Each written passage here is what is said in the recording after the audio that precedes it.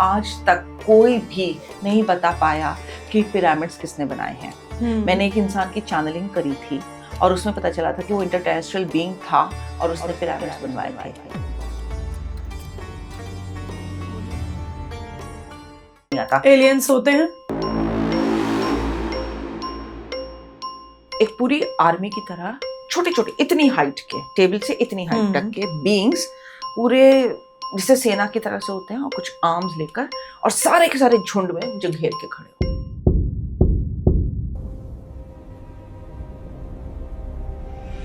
आजकल बहुत कृष्ण जी काली माँ है ये बोला जा रहा है। इसका लॉजिक बताऊं क्या है?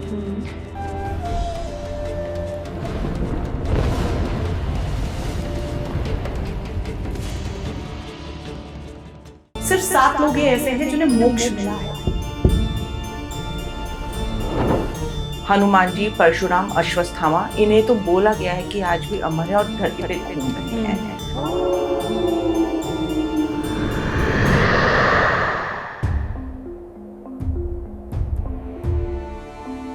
जब पांडव स्वर्ग के रास्ते पे सीढ़ियों से जा रहे थे, कोई नहीं पहुंचा सिवाय युधिष्ठिर के, और जब वो ऊपर गए तो दुर्योधन वहां पहले से विराजमान था।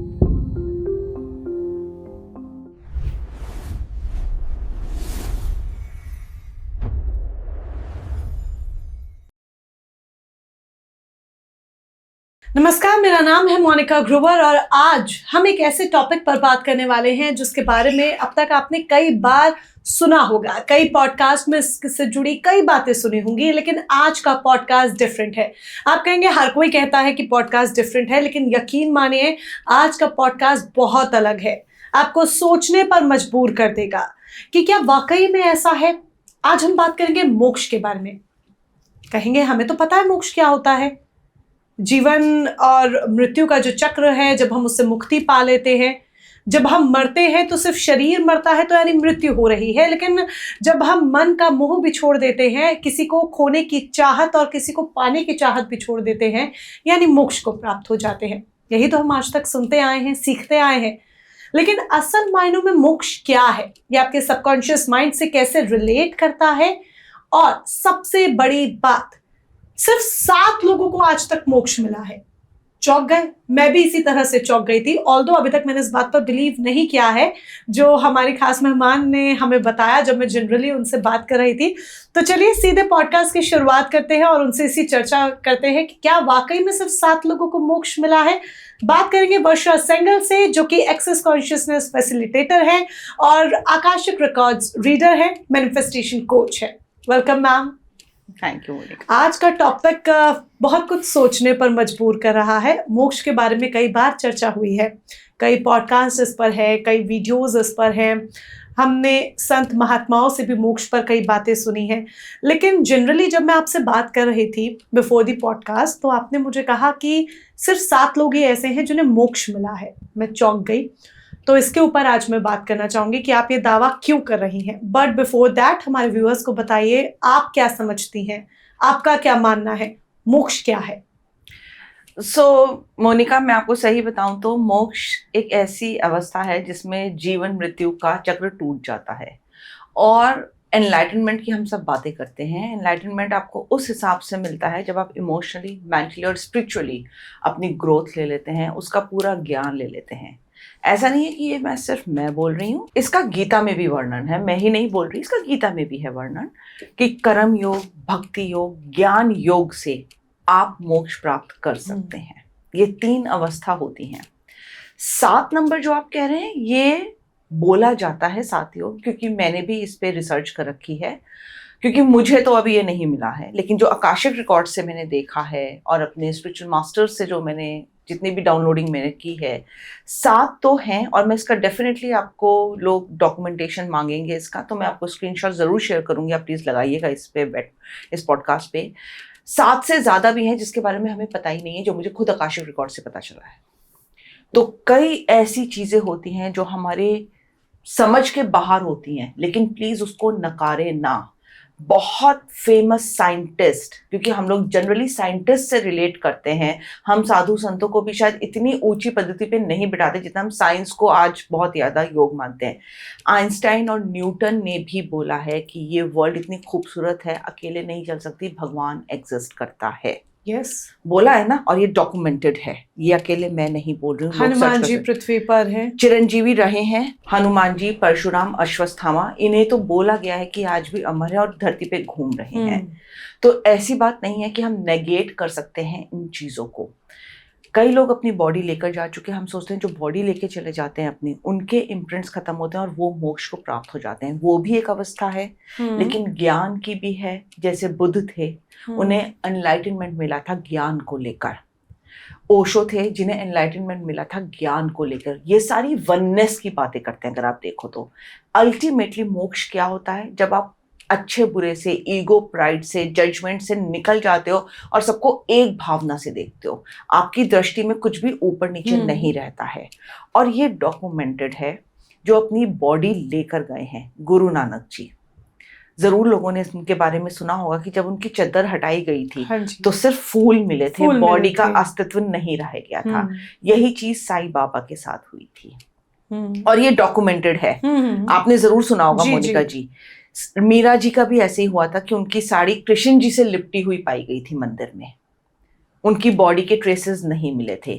यही चीज कबीर दास जी के साथ हुई थी कि उनकी चद्दर के नीचे फूल मिले थे, बॉडी के ट्रेसेस नहीं मिले थे। और मैं डेफिनेटली आपको इनके स्क्रीनशॉट शेयर करूंगी, ये गूगल पर है, लोग इसे टैली कर सकते हैं। तुकाराम जी के साथ भी ऐसे ही हुआ था कि आई सपोज 1854 में, डेट मुझे याद नहीं आ रही है ईयर एग्जैक्टली, लेकिन विष्णु जी के गरुड़ विमान पे वो चढ़े थे विलेजर्स के सामने और ऊपर स्वर्ग में चले गए थे। और ये डॉक्यूमेंटेड है। मैं तो थी नहीं उस टाइम देखने के लिए, पर ये सारा मेंशन्ड है। एक और थे मनिका कुरुपम, जो लाइट में वैनिश हो गए थे। उनकी भी बॉडी के ट्रेसेस नहीं मिले थे। जब फोर्सफुली रूम को खोला गया था, वो लाइट में विलीन हो गए थे। और ऐसे कितने लोग हैं जिनकी बॉडी के ट्रेसेस नहीं मिले। ये तो है जो डॉक्यूमेंटेड हैं, लेकिन जब मैंने आकाशिक रिकॉर्ड्स किया और हायर कॉन्शियसनेस से चैनल किया, तो ऐसे बहुत लोग हैं जिनकी बॉडी चाहे यहाँ रह गई, लेकिन वो जीवन मृत्यु के चक्र से निकल गए और उनका कोई डॉक्यूमेंटेशन नहीं है। जिन्हें हम एंजल्स कहते हैं, एसेंडेड मास्टर्स कहते हैं। एक ऐसे एसेंडेड मास्टर के साथ मैं भी काम करती हूँ, ज़्यूस के साथ।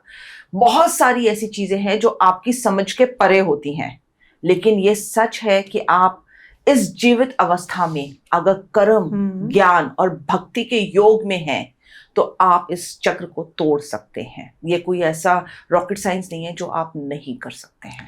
देखिए, आपने कर्म, ज्ञान और भक्ति योग की बात की, और इस चीज से मैं एग्री करती हूँ। अगर आपको मोक्ष को प्राप्त करना है तो आपको अपने कर्मों पर ध्यान देना होगा, भक्ति भाव वाला जीवन जीना होगा, ज्ञान की तरफ जीवन जीना होगा। जो छल कपट और जो 5 चीजें गीता में भी जिनका वर्णन है, जिनसे हमें दूर रहने की जरूरत है, उसे त्यागना होगा।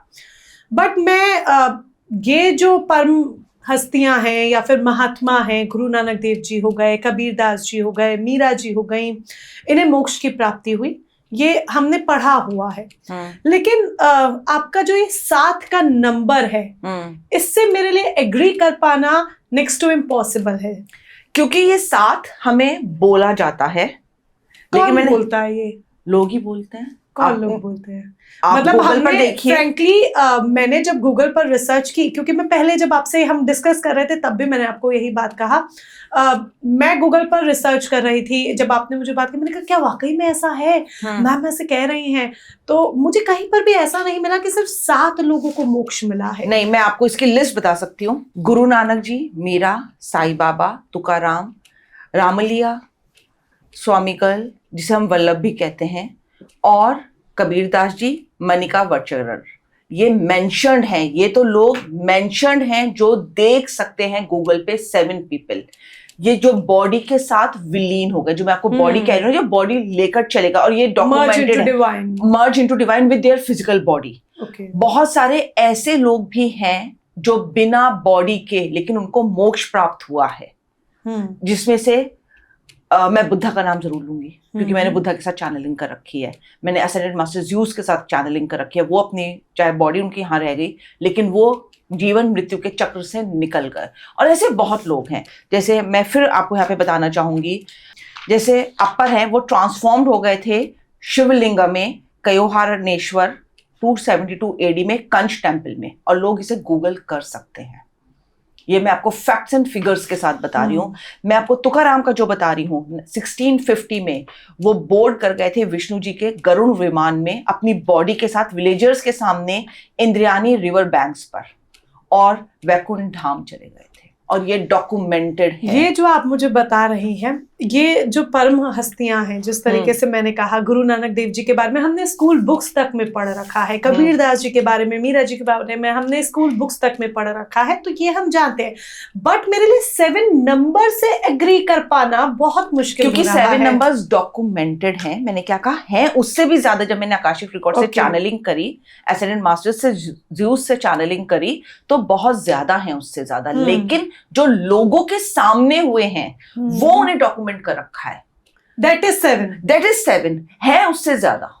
ओके, उससे ज्यादा है। ये मैं आपको फिर बता रही हूँ, उससे ज्यादा है। मैं लोगों के आकाशिक रिकॉर्ड्स पढ़ती हूँ, उसमें उनके स्पिरिट गाइड्स के बारे में बताती हूँ कि कौन उनको प्रोटेक्ट कर रहा है। कई बार ऐसे नाम आए जिन्होंने, लोगों ने मुझसे कहा कि मैम इसके बारे में तो गूगल में है ही नहीं, आप कैसे ये नाम बता रही हैं। मैंने कहा कि बहुत चीजें गूगल में आपको नहीं मिलेंगी। मैं भी गूगल पे सर्च करें तो मुझे नहीं मिली, है ना, नहीं मिलेंगी। लेकिन ये है, आपको ये पर्टिकुलर एंजल एसेंडेड मास्टर आपको प्रोटेक्ट कर रहे हैं, ये आपके हैं, आप इनसे अगर लेंगी गाइडेंस तो आपको मिलेगी। और जब उन्होंने ली तो उनको मिली। आजकल हम गूगल बाबा को सर्वश्रेष्ठ मान लेते हैं, लेकिन उससे ऊपर भी है। गूगल में 7 क्यों है? क्योंकि वो डॉक्यूमेंटेड है उससे ज्यादा। जो मैं आपको बार बार कह रही हूँ, उससे ज्यादा है जो अपनी बॉडी को लेकर गए हैं, जिन्होंने विलेजर्स के सामने देखा है। अब बुद्धा जी की बॉडी को मुखाग्नि दी गई, अग्नि में विलीन किया गया। इसका मतलब ये थोड़ी है कि अगर उनकी बॉडी को किया गया तो उनको मोक्ष प्राप्त नहीं हुआ। मैंने क्या कहा, कर्म, भक्ति, ज्ञान को मिलाकर किसी भी चीज में आपको मोक्ष मिल सकता है। कई बार कर्मों के हिसाब से मिल जाता है, अगर किसी के कर्म बड़े अच्छे होते हैं तो वो चीज होती है आपका सोल लेसन, लाइफ लेसन को लेकर। कि वो अब आपकी नजर में वो खराब और अच्छा हो सकता है कर्म, लेकिन अगर वो सोल लेसन अपनी पास्ट लाइफ्स को लेकर सोल फैमिली के साथ लेकर आया है कि मुझे ये काम करना ही करना है, तो उसको मोक्ष मिल सकता है। एग्जाम्पल तो इसका, और ये गीता में वर्णन है। आप तो हिंदू हो ना, गीता वीता आप फैमिली में पढ़ी गई होगी। जब पांडव स्वर्ग के रास्ते पे सीढ़ियों से जा रहे थे, कोई नहीं पहुंचा सिवाय युधिष्ठिर के, और जब वो ऊपर गए तो दुर्योधन वहां पहले से विराजमान था। कभी सुनी है ये बात? स्वर्ग में वो पहले से बैठे थे। क्यों? दुर्योधन ने तो जीवन में कभी कुछ अच्छा नहीं किया, लेकिन वो अपना लाइफ प्लान लेकर आया था, और ये डॉक्यूमेंटेड है। ये चीज डॉक्यूमेंटेड है, और इस पे एक वेब सीरीज भी बनी थी कि कैसे दुर्योधन को स्वर्ग मिल गया, मेरे भाइयों को नहीं मिला। युधिष्ठिर ये बात पूछते हैं। और ये वेब सीरीज है इस पे, और इसमें गीता में भी वर्णन है। वो अपना सोल लेसन, लाइफ लेसन लेकर आया था, उसके बिल्कुल अलाइनमेंट में था। तो क्या वो सोल लेसन, लाइफ लेसन ऐसा था जहां आपने कुछ ऐसे कर्म किए जो नहीं करने चाहिए थे? आपने एक महिला का भी अपमान किया। ये तो पूरी हिस्ट्री पर सवाल उठाने वाली बातें हो गई। लेकिन ये सवाल मैं थोड़ी उठा रही हूँ, ये तो डॉक्यूमेंटेड है और गीता में है ये।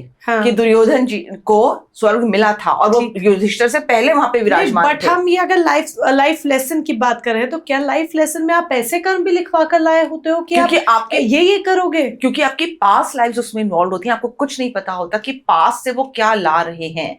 इस पर एक चीज और मैं कहती हूँ, कुंती ने अपने बेटों से क्या कहा, जो भी चीज आए हो आपस में पांचों भाई बांट लो। उसका भी पास्ट लाइफ से आता है कि कुंती ने ऐसा आशीर्वाद क्यों दिया था, क्योंकि द्रौपदी का कुछ पास्ट लाइफ से था, अभी मुझे याद नहीं आ रहा है कि क्या था, और उसने ये पांचों का लिया था और इसलिए वो पांचों की बीवी बनी थी। आप पास्ट लाइफ को नेगेट नहीं कर सकते, उससे ही आपका प्रेजेंट होता है और वो ही आपका फिर डिसाइड करता है पूरे आगे की पास्ट लाइफ।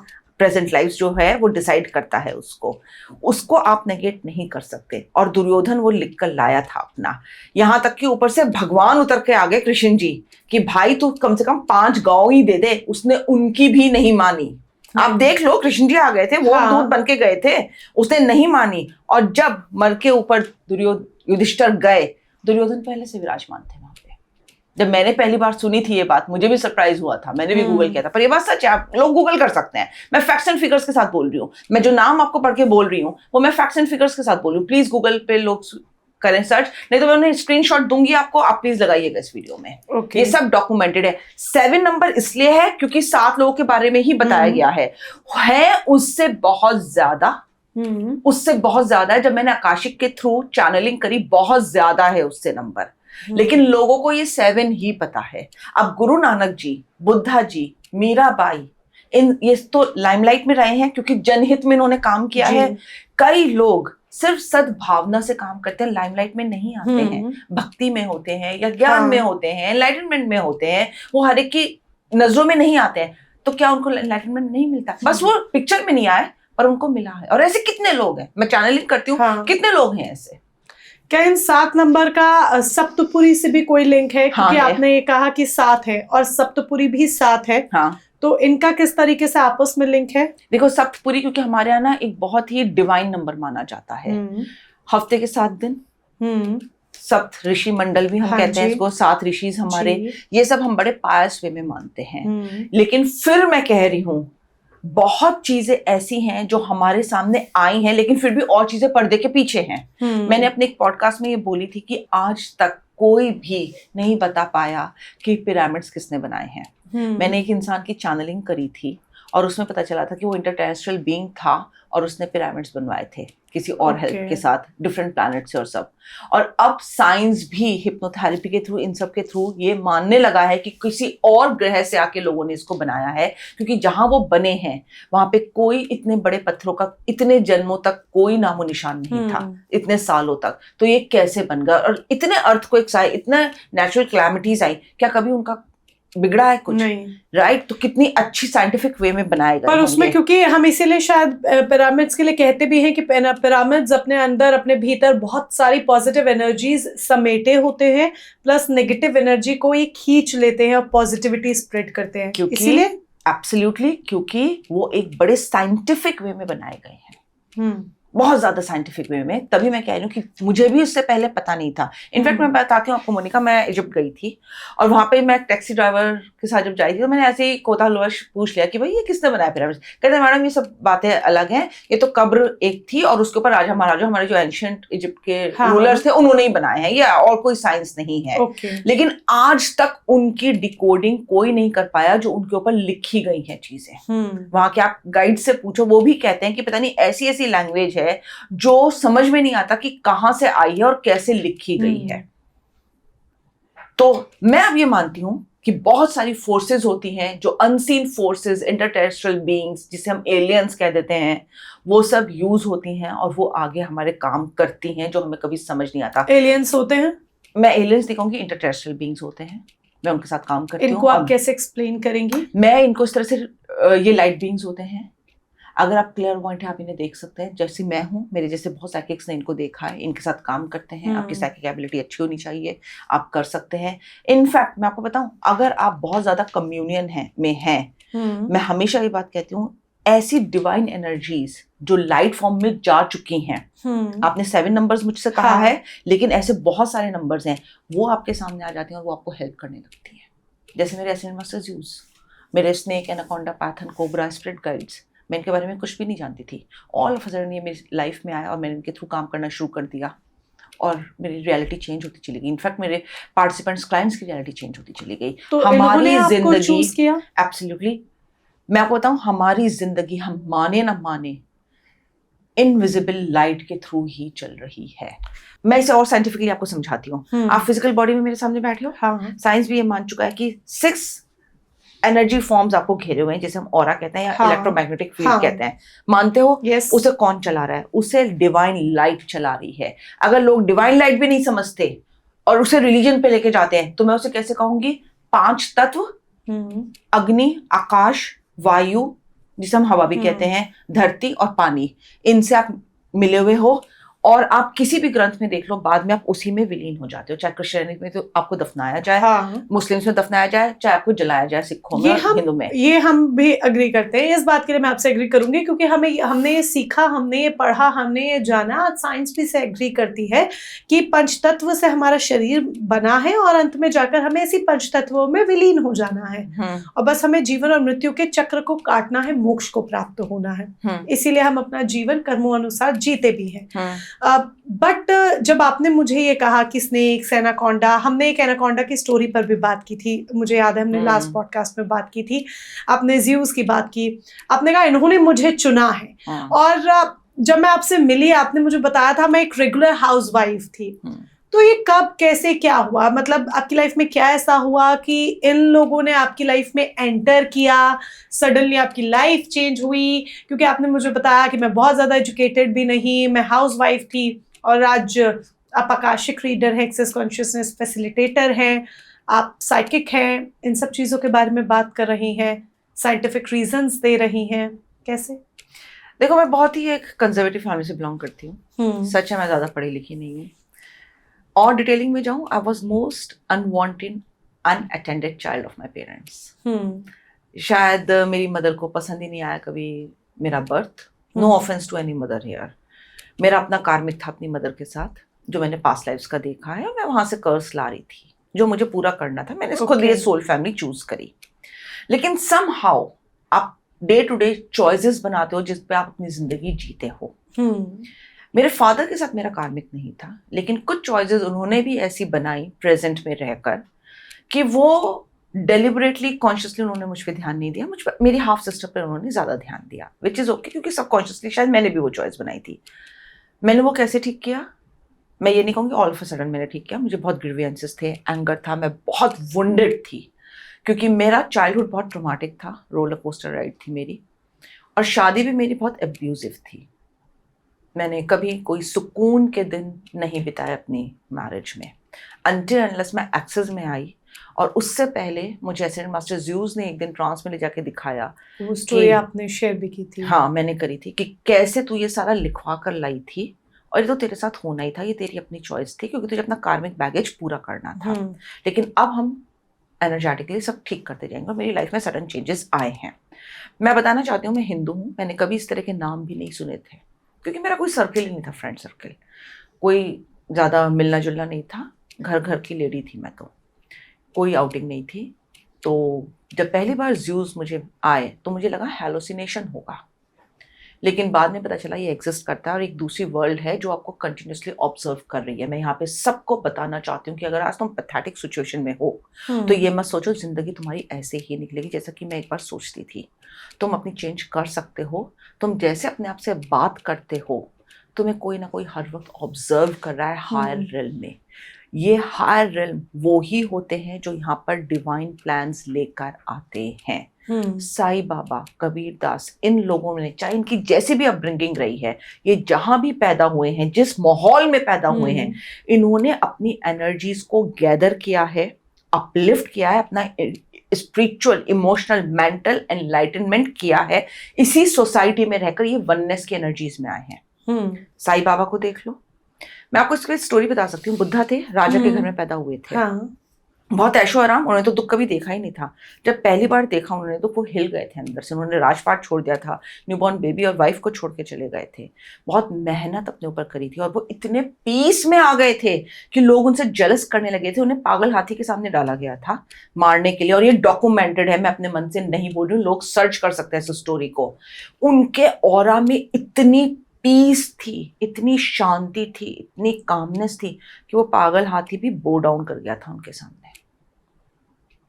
तो हमारी फिजिकल बॉडी कौन गवर्न कर रही है? जैसे अभी आपने पूछा, आपकी एनर्जी फील्ड आपको कर रही है, जो कि अनसीन होती है। कुछ साइकिक्स बहुत अच्छे होते हैं जो आपकी एनर्जी फील्ड देख लेते हैं, जैसे मैं देख लेती हूँ। राइट मोनिका? तो ये ना सोचे लोग कि ऐसा पॉसिबल नहीं है। हर चीज का, और इसका गीता में वर्णन है। मैं बार बार आपको गीता का दे रही हूँ कि कर्म योग से, भक्ति योग से, ज्ञान योग से आप अपना पास्ट खत्म करके प्रेजेंट में अपने आप को एनलाइटन कर सकते हो। अगर लोग ये कहते हैं कि बुद्धा तो ये लिखवा कर लाए थे, क्योंकि जब वो पैदा हुए थे तो एक ऋषि, कोई बहुत फेमस है, उनका नाम भूल रही हूँ, हिमालय से आए थे और उनके फादर को बोल कर गए थे कि तेरा बेटा बहुत बड़ा सन्यासी बनेगा जो सारे सबको एक नया ज्ञान देगा। ये हुआ था। हाँ। लेकिन ये बात कबीर जी के लिए नहीं बोली जाती, तुकाराम के लिए नहीं बोली जाती, इनफैक्ट मीरा के लिए नहीं बोली जाती। वो भक्ति योग से कृष्ण जी में विलीन हुई थी। अपर एक साउथ इंडियन है, अपर करके हैं, मैं उनका भी स्क्रीनशॉट आपको दूंगी, मेंशन्ड है। वो भी भक्ति योग से टेम्पल में लाइट बन गए थे, सबके सामने विलीन हो गए थे नटराज जी की मूर्ति में, और ये मेंशन्ड है। शायद मैं गलत बोल रही होंगी कुछ, लेकिन मैं आपको उसका दूंगी, प्लीज आप लगाइएगा जरूर इस वीडियो में। और ये डॉक्यूमेंटेड है, जिन्होंने भक्ति से भी भगवान को पाया है। इस पे हमारे बॉलीवुड में कुछ पिक्चर्स बनी हैं जिसमें बच्चों ने बड़े सद्भावना से भगवान के आगे खाना रखा और भगवान ने नहीं खाया तो उन्होंने कहा कि भगवान खा ले, क्योंकि मेरे पापा बोल के गए थे तुझे बिना खिलाए मैं खा नहीं सकती खाना। और इस पे पिक्चर्स हैं, एक मूवी मैंने भी देखी है ना। और उन्होंने खाया है, विष्णु जी ने खाना खाया। उनकी वाइफ ने कहा कि आप खाना क्यों नहीं खा रहे? कहते कैसे खा लूं, ये लड़की मेरा इंतजार कर रही है और इसकी इंटेंशंस बड़ी प्योर है, मैं पहले उसका खाना खाऊंगा। उन्होंने खाया और उनका पेट भर गया, और ये सच्ची घटना पर है।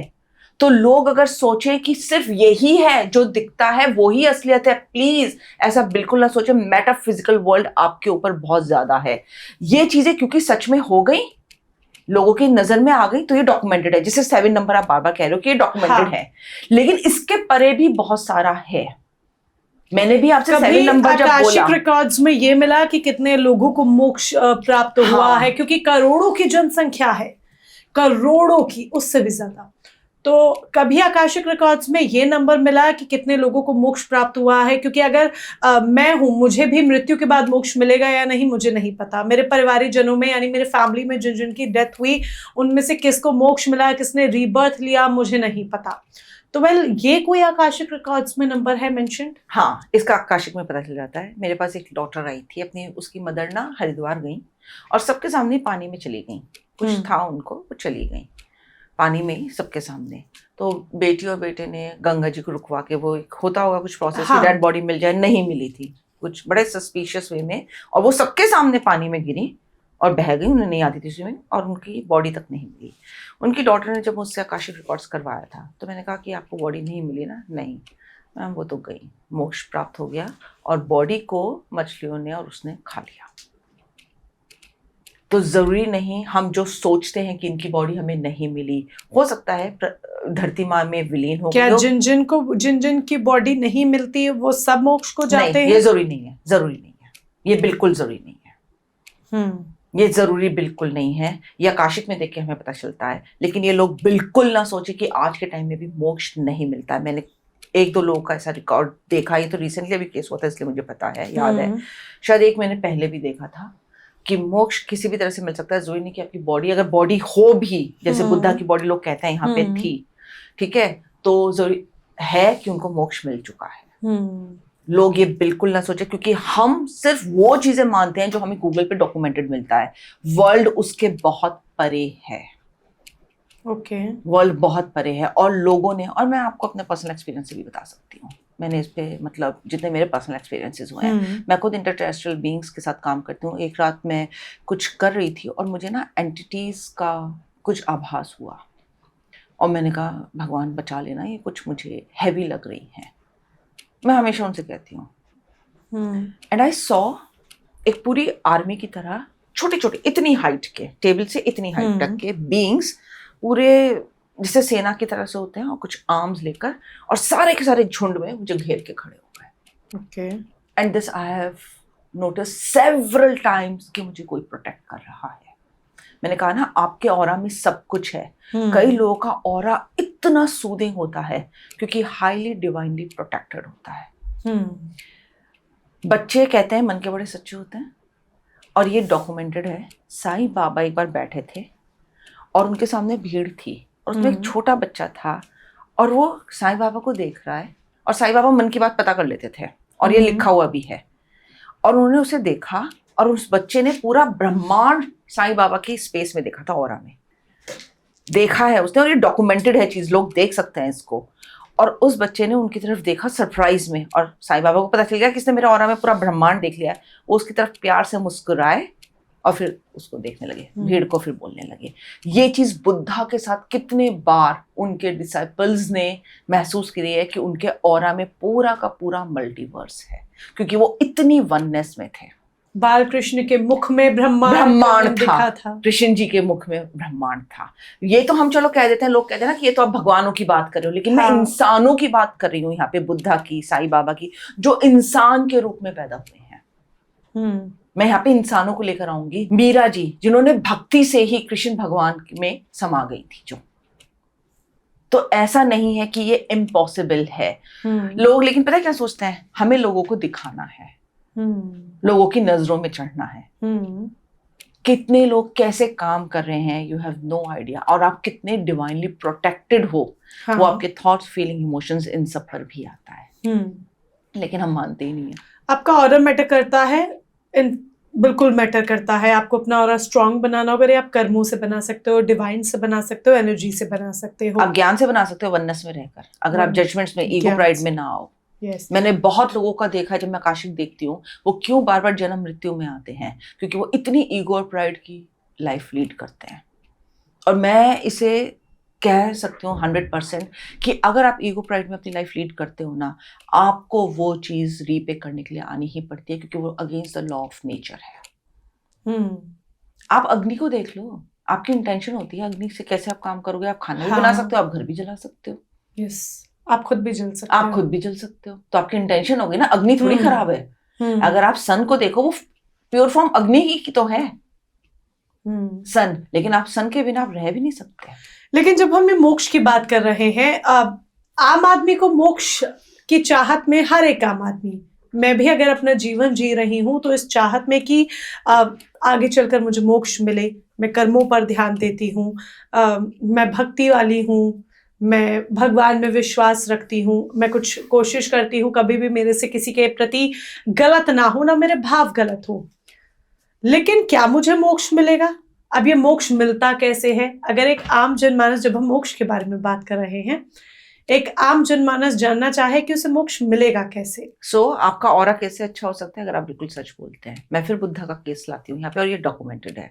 बुद्धा जब बात करते थे ना, तो उनके मुंह से कमल की खुशबू आती थी, और ये बताया गया था कि उन्होंने कई जन्मों तक झूठ नहीं बोला था, और वो उनकी आवाज में डिपेक्ट होता था। जब बुद्धा थे तब दिया जलता था, लाइट तो थी नहीं, 2500 साल पहले अप्रोक्सीमेटली। ये बताया गया है कि उनकी कुटिया में से हमेशा खुशबू आती रहती थी, और लाइट, उनका ऑरा इतना लाइटफुल था कि उनकी कुटिया हमेशा जगमगाती रहती थी। कैसे? क्योंकि वो पूरी तरह से कम्युनियन में आ गए थे, वननेस में आ गए थे हर एक जीव जंतु के। बहुत लोग होते हैं जो जानवरों से बातें करते हैं, पेड़ पौधों से बातें करते हैं, आकाशवाणी होती है। पहले के आपने सुना होगा, लोग आकाशवाणी होती थी, ये सब होते थे। बुद्धा उन सब में निपुण थे, और उन्होंने इसी बर्थ में लेकर ये सब सीखा था, अपने आप को इतना एनलाइटन किया था, इतनी हायर कॉन्शियसनेस में ले गए थे वो, कि उन्होंने ये सब किया था। और यही चीजें उनके ऑरा से डिपिक्ट होती थी। ये कहा जाता था कि जो उनके ऑरा में आता था वो ऑटोमेटिकली शांति में आ जाता था, उसका कुछ छूटने लगता था। आज भी बुद्धा को पीस का ही प्रतीक माना जाता है। अगर इवन ये तक कहा जाता है, अकॉर्डिंग टू वास्तु, अगर आपको अपने घर में शांति चाहिए, पीस चाहिए, तो बुद्धा को प्लेस कीजिए। तो इसका मतलब ये तो है ना कि आप इस लाइफ में रहकर अपने कर्मों से, अपनी सोच से, भक्ति भाव से, वननेस में आके, भक्ति क्या होती है, ये नहीं होती कि हर वक्त पूजा ही करते रहो। मीरा भी अगर भक्ति में थी, वो जहर का प्याला पी गई थी, उनका कोई, उन्हें मन में मलाल नहीं था कि क्या है, कृष्ण जी की उसमें उन्होंने तस्वीर देखी और वो पी गई। उन्हें किसी के लिए द्वेष भावना नहीं थी, वो कोई छोटा मोटा, छोटा बड़ा नहीं मानती थी।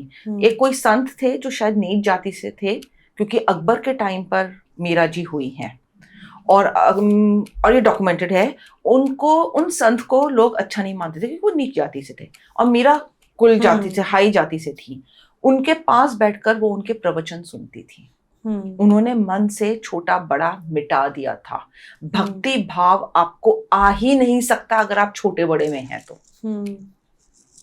आप समझ रहे हो, छोटे बड़े में रहकर आप भक्ति भाव जी ही नहीं सकते। तो यस, इसका क्या हो गया, कर्म भी आपके कैसे मैटर करते हैं जब आप छोटा बड़ा नहीं देखते, वननेस की नजर से। कोई बुरा नहीं, कोई अच्छा नहीं। ये तो ओशो ने कई बार कहा है हाँ, कि कोई छोटा और बड़ा नहीं होता, मुझे कोई फर्क नहीं पड़ता लोग मेरे बारे में क्या कहते हैं, उनकी जितनी समझ है वो बोल रहे हैं, उनकी भी कोई खराब बात नहीं है, वो अपने बिलीफ सिस्टम से चल रहे हैं। हमें चांस दिया जाता है। मैं अपने कितने पॉडकास्ट में ये बात बोल चुकी हूँ। ठीक है, आप सब कुछ लिखवा कर आए हो, लेकिन उसके साथ आप एक फ्री विल लेकर आए हो जिसमें आप कुछ भी छोड़ सकते हो और कुछ भी नया अपना सकते हो, क्योंकि एक हायर कॉन्शियसनेस, हायर सेल्फ का पार्ट हम सबके अंदर होता है। मोक्ष अगर कोई उसके अकॉर्डिंग अपनी जिंदगी जिए, वो आसानी से मोक्ष को प्राप्त कर सकता है। पर हमारी लिमिटिंग बिलीव्स, कंडीशनिंग इतनी स्ट्रांग होती है कि हम उस छोटे से पार्ट को, हायर कॉन्शियसनेस, हायर सेल्फ के पार्ट को नजरअंदाज कर देते हैं। कहते हैं ना, हर एक के अंदर दो मन होते हैं, एक बुराई की तरफ ले जाता है, एक अच्छाई की तरफ ले जाता है। अच्छाई की सुनो तुम ऑटोमेटिकली मोक्ष चले जाओगे। मैं सही बता रही हूँ, मोक्ष कोई एक बड़ी चीज नहीं है जो आदमी कोई नहीं अवेल कर सकता। आपको अपने साथ ट्रुथफुल रहना पड़ता है। और ये जो बातें कही जाती हैं, श्रीमद् भगवद गीता में भी 20 आचरण बताए गए हैं जिन्हें अपनाने से मोक्ष की प्राप्ति होती है। ये कहा जाता है 4 धाम की यात्रा कर लीजिए, मोक्ष को प्राप्त होंगे। सप्तपुरी जाइए, मोक्ष को प्राप्त होंगे। क्षीर सागर का पानी अगर कोई व्यक्ति पी लेता है तो मोक्ष को प्राप्त होगा। क्या ये सब करने से भी वाकई में आप मोक्ष को प्राप्त हो जाएंगे? लेकिन अगर आपने इस बीच कर्म कुछ ऐसे किए हैं जिससे आपने किसी को हानि पहुंचाई, नुकसान पहुंचाया, क्या वो मैटर करेगा? या फिर आपने क्षीर सागर का पानी मान लीजिए पी लिया तो आप मोक्ष को प्राप्त हो गए? मैं आपको ऑनेस्टली बताऊं, कर्म बहुत मेन होते हैं।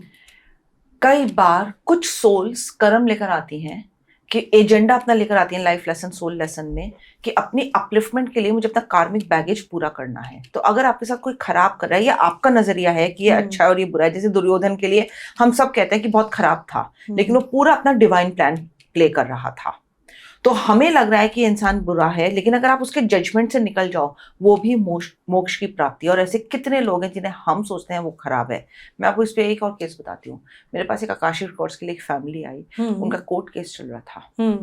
उसने कहा कि सारी मेहनत हमारे ग्रैंडफादर ने करी, और क्योंकि पहले पहले आप जानते हैं उत्तर प्रदेश में भी बड़े बड़े कुनबे साथ रहते थे, कि एक लेडी है, उसका भाई भी साथ रह रहा है, उसकी पूरी फैमिली भी साथ रहती है, उसकी ननद की भी पूरी फैमिली साथ रह रही है, कि कमाया सारा मेरे दादा ने, लेकिन नाम, क्योंकि प्रॉपर्टीज बहुत ज्यादा थी, उसके नाम कर दी, उसके अपने साले के नाम कर दी, ब्रदर इन लॉ के नाम कर दी, और अब वो गया, अब वो देने को राजी नहीं है। तो जब मैंने आकाशी रिकॉर्ड्स खोले, मैंने कहा सर, पूरा ये लड़का, आप सारे थे, आपने जमीनें ले ली थी एक पास्ट लाइफ में, और फिर ये लड़का डिवाइन प्लान लेकर आया था, क्योंकि अगेंस्ट द लॉ था, इसने मेहनत करी थी। जैसे जमींदार लोग नहीं होते थे, ले लेते जमीनें, और बहुत इसकी दर्दनाक मौत हुई थी और बड़े दुख में गया था ये। आपने ईगो प्राइड में आप उस लाइफ में ले लिया था सब कुछ। अब ये ऐसे जन्म लिया इसने, ये लिखवा के लाया था कि मैं बड़ी लेजर लाइफ लीड करूंगा, ये सब लोग मेरे लिए काम करेंगे, सारी प्रॉपर्टी मेरे नाम होगी और मैं इसका सुख भोगूंगा। आप लड़ते रहो कोर्ट केस, ये आपके नहीं मिलेगा। ओके। और ये मुझे आकाशी रिकॉर्ड्स में दिख गया था, और मैंने उन्हें सारा बताया था। उनका कि मैम कुछ तो है, ये तो हम भी मानते थे कि इस आदमी ने हमेशा ऐश की जिंदगी जी और खरबों की प्रॉपर्टी इसके पास चली गई, और हमें कुछ नहीं मिला, हम सिर्फ कोर्ट केस लड़ रहे हैं, हम दरिद्रता की जिंदगी जी रहे हैं, ये तो ऐश कर रहा है। मैं कहा क्योंकि आप लिखवा के लाए थे, ये इसका डिवाइन प्लान था। आप कुछ भी कह लो, ये आदमी अपना पुराना हिसाब किताब आपकी पूरी फैमिली के साथ पूरा कर रहा है। आपने आकाशिक रिकॉर्ड्स की बात की, आकाशिक रिकॉर्ड्स में आपको ये दिखता है कि मोक्ष कैसा दिखता है? मोक्ष बिल्कुल दिखता है। मैंने कहा ना, मैंने 2 केस लिए, आपने तो सारे लाइफ लेसन्स पूरे कर लिए, आपकी सोल पर कोई भी पास्ट का बैगेज नहीं रहा, कहीं कोई फ्रेगमेंट अलग नहीं रहा। सोल के जनरली फ्रेगमेंट्स हो जाते हैं, वो कोई नहीं रहा, और आप फिर ऊपर चले गए और डिवाइन लाइट में मिक्स हो गए, जिसका आपका कोई ईगो प्राइड नहीं है। ईगो प्राइड से आपके सोल फ्रेगमेंट्स आते हैं, दुख तकलीफ से आते हैं, सफरिंग से आते हैं। जब आप देखो, हर एक की जिंदगी में सफरिंग होती है। मैं आपको सही बताऊं, अभी आपने मेरी लाइफ के बारे में बोला, आप मेरे साथ बहुत पुरानी जुड़ी हुई हो, देखो आपने मेरे साथ काफी पॉडकास्ट किए हैं, तो you know about my life. मैंने कभी भी ये नहीं कहा किसी पॉडकास्ट पे कि मेरी ईजी लाइफ रही है, लेकिन मैंने उसके साथ फॉरगिवनेस और अलाइनमेंट करी है। अलाइनमेंट जब आप करते हो, आप मानो ना मानो, आपके जितने भी पास्ट में बिट्स एंड पीसेस में सोल्स के फ्रेगमेंट्स बचे हुए हैं, जब आप टोटली प्रेजेंट में रहकर एक्नॉलेज करते हो और अलाउंस में आते हो, वो आ जाते हैं। आप अपने बैगेज को क्लियर करते हैं, आप बैगेज को जब आप अलाइन करते हैं। एब्सोल्युटली आप जब अलाइन करते हो, आपको दूसरे का दर्द ना अपने आप में महसूस होता है। ये होती है वननेस। बुद्धा ने कभी भी किसी का बुरा नहीं किया। उसे दर्द होता था कि न इसने मेरे साथ किया, छोड़ दो इसको, मैं भी इसे कुछ नहीं कर रहा, तुम भी इसे मत कहो, ये जरूर दर्द में होगा। ये इसकी एक डॉक्यूमेंटेड मूवी है बुद्धा की, जिसपे एक आदमी ने उन पर स्पिट किया और वो चले गए, वो भी आगे चला गया और ये भी आगे चले गए। तो उनके डिसाइपल ने पूछा कि आपको बुरा नहीं लगा, ये आपके मुंह पे स्पिट करके गया है? कहते नहीं, बिल्कुल भी नहीं लगा। वो मोमेंट निकल गया। और फिर इसकी तरफ से सोचो ना, इसका जो अर्निंग मेंबर था वो मेरा डिसाइपल बन गया, तो इसे तो तकलीफ होगी ना, मुझे इसके लिए कोई तकलीफ नहीं है। बुद्धा के साथ काफी कुछ किया गया है खराब, मारने की कोशिश और सब कुछ। लोग उसको फॉलो नहीं करते थे क्योंकि उस टाइम पर भी हमारे ग्रह हम लोग क्या मानते थे कि पूजा पाठ सर्वोपरि है, मंत्रों का उच्चारण सर्वोपरि है। भाई जिसे करना है करो, मैं नहीं मना करती। खुद कभी कभी मैं खुद, मेरा भी स्पिरिचुअल रूटीन है, मैं भी पूजा पाठ करती हूँ, भगवान के आगे हाथ जोड़ती हूँ, लेकिन मैं सच्चे मन से उस डिवाइन पावर के आगे हाथ जोड़ती हूँ जिसने form and structure Vishnu ji, Brahma ji के रूप में ले रखा है। आजकल बहुत कृष्ण जी काली माँ है ये बोला जा रहा है। इसका लॉजिक बताऊं क्या है? मथुरा में है ना, वृंदावन में कहीं पर, कि उस आदमी को, भक्त को, काली माँ में कृष्ण जी दिखाई दिए। ये एक अपने आप में, अगर लोग इसको सोचे, लॉजिकल प्रूवन है ये बात कि डिवाइन एनर्जी की कोई मैस्कुलिन और फेमिनाइन पावर नहीं है, वो दोनों मिक्स्ड है। ईश्वर एक निराकार रूप है। हाँ, निराकार रूप है, उसमें मैस्कुलिन और फेमिनाइन पावर है। हम 3 भगवान मेजर मानते हैं। कौन से मानते हैं? ब्रह्मा, विष्णु, महेश। ये 3 है। शिव भगवान की वाइफ कौन है? पार्वती माँ है। पार्वती माँ का दुर्गा माँ रूप है। ये है 9 रूप है, उनमें से काली माँ भी आती है जिसे हम पूजा करते हैं।